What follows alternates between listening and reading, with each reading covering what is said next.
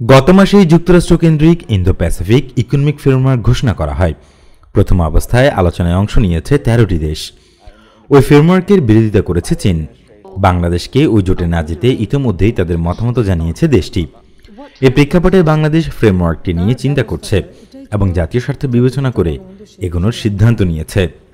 You mentioned the Indo-Pacific Economic Framework. I have two questions associated with it. Bangladesh এখন শুধু দ্বিপক্ষীয় সম্পর্কের উপর নির্ভর করছে না, এখন এশিয়া প্যাসিফিক অঞ্চলে দায়িত্বশীল রাষ্ট্র হিসেবে ভূমিকা রাখার সময় এসেছে। ইন্দো প্যাসিফিক ইকোনমিক ফ্রেমওয়ার্ক আমাদের সেই সুযোগ করে দিয়েছে। এটি কোনো সামরিক ফ্রেমওয়ার্ক নয়, নিতান্তই অর্থনৈতিক ফ্রেমওয়ার্ক। ১৩টি দেশ ইতিমধ্যে আলোচনা শুরু করেছে, এর মধ্যে 7টি আসিয়ান দেশ।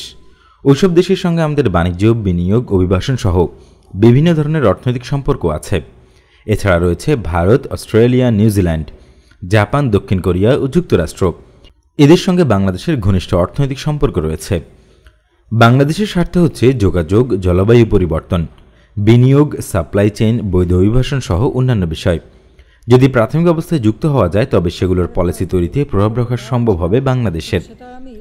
ইউক্রেন যুদ্ধের কারণে বহুপাক্ষিক ব্যবস্থা একটি ধাক্কা খেয়েছে। অনেক দেশ যেমন জার্মানি, জাপান তাদের প্রতিরক্ষা বাজেট বাড়িয়েছে। ওই যুদ্ধের ফলে যে মেরুকরণ হচ্ছে সেটার প্রভাব শুধু ইউরোপে সীমাবদ্ধ থাকবে না, সব দেশেই অনুভূত হবে। এতে নিরপেক্ষ থাকার জায়গা ক্রমেই সংকুচিত হচ্ছে, এ ব্যাপারে সন্দেহ নেই। সাবেক পররাষ্ট্র সচিব জানান, সাপ্লাই চেনের ক্ষেত্রে সমমনা দেশ ছাড়াও অন্য দেশ থেকে যেন আমদানি বা রপ্তানির সুযোগ থাকে।